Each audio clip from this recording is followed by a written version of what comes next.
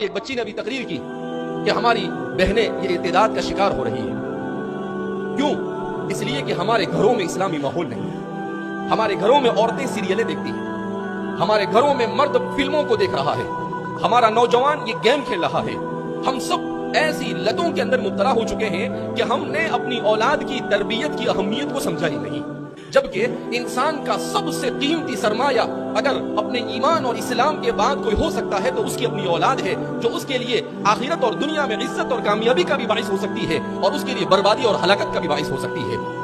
نبی کریم صلی اللہ علیہ وسلم کے پہلے دم ہم اپنی عورتوں کو کہے کہ وہ سیرت پڑھے، ان عورتوں کی سیرت پڑھے جن عورتوں نے ایسے ایسے حالات کے اندر میں اسلام پر استقامت کا ثبوت فراہم کیا۔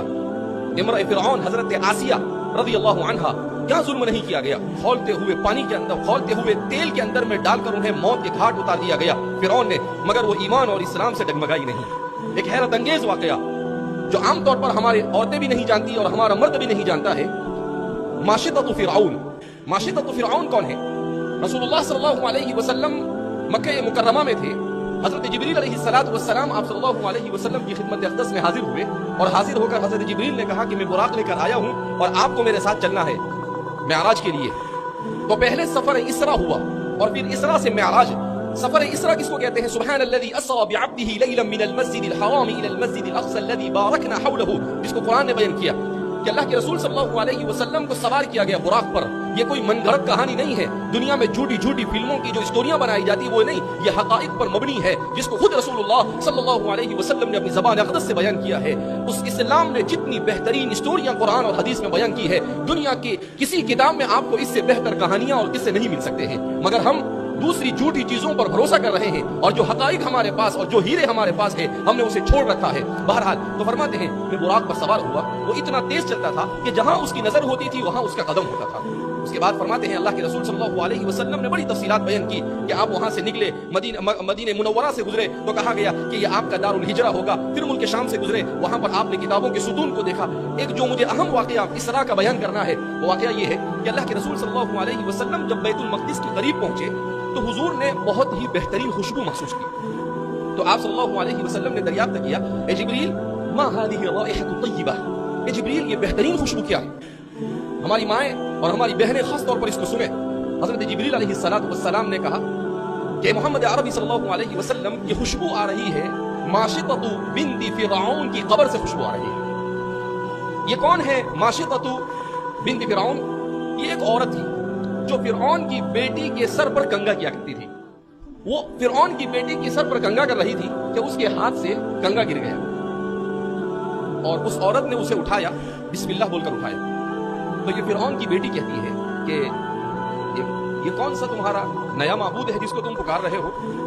کیونکہ فرعون دعویٰ کرتا تھا انا ربکم الاعلی، میں تمہارا سب سے بڑا رب ہوں۔ تو کہا کہ بھائی وہ اللہ تو میرا بھی رب ہے، تیرا بھی رب ہے اور فرعون کا بھی رب ہے۔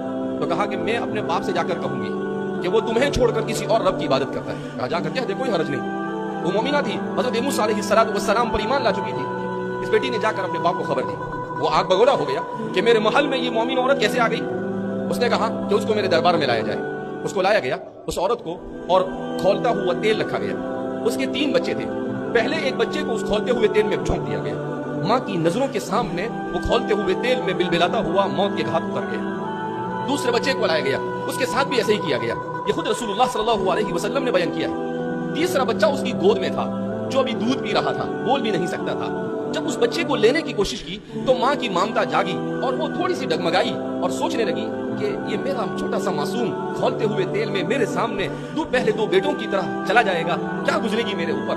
وہ سوچ رہی تھی کہ اللہ نے اس بچے کو قوت گویائی عطا کی اور اس بچے نے کہا اصبری، اے میری ماں صبر کر، کوئی بات نہیں، اس عذاب کو برداشت کر لے، مگر ہمیشہ ہمیشہ اللہ کے عذاب سے اپنے آپ کو بچا لے۔ جب یہ جملہ اس بچے کے منہ سے سنا تو اس نے فوراً بچہ دے دیا۔ اس بچے کو بھی اس کی ماں کے سامنے ڈال دیا گیا، اس عورت کو بھی ڈال دیا گیا اور ان کی ہڈیوں کو وہاں پر قبر میں ڈال دیا گیا۔ اب سر میں کنگا کرنے والی ایک معمولی سی عورت، مگر ایمان پر اپنے اور اپنے خاندان کو نچھاور کیا، کیسی فضیلت عطا فرمائی کہ انسانوں میں سب سے افضل ترین انسان سب سے افضل ترین سفر کر رہے ہیں، سب سے افضل ترین فرشتے کے ساتھ سب سے افضل ترین سواری پر سفر کر رہے ہیں، اور اس قبر سے خوشبو ان کو محسوس ہو رہی ہے۔ یہ ہے عورت۔ جب عورت ایمان پر جم جاتی ہے، جب عورت اپنے آپ کو ایمان کے لیے قربان کرنے کے لیے تیار ہوتی ہے، وہ چاہے کتنے ہی گھٹیا خاندان سے تعلق رکھتی ہو، اللہ کی نظر میں اس کا مقام اتنا بلند ہوتا ہے کہ اس سے بڑھ کر اور کوئی مقام نہیں ہو سکتا ہے۔ ہم ہماری بچیوں کو سنائیں کہ ایسے ہوتے تھے لوگ ایمان پر قربانی دینے والی، ایسی ہوتی تھی ہماری مائیں اور ایسی ہوتی تھی ہماری عورتیں۔ آج ہم چھوٹا سا کہ بھائی مجھے ڈاکٹر نہیں مل رہا ہے اس لیے میں کسی غیر کے ساتھ شادی کر لوں گی، مجھے اپنے اسٹیٹس کا نہیں مل رہا ہے میں کسی غیر کے ساتھ چلی جاؤں گی۔ یہ کتنا کمزور ایمان ہو گیا ہمارا کہ چھوٹی چھوٹی چیز پر اپنے اتنے قیمتی ایمان کو بیچنے کے لیے ہم کیا ہو گئے ہیں، تیار ہو گئے ہیں۔ ہماری عورتوں نے ایسا کردار تاریخ میں ادا کیا ہے، خدا پاک کی قسم دنیا کی تاریخ میں کوئی ایسی عورتیں نہیں پیش کر سکتا ہے۔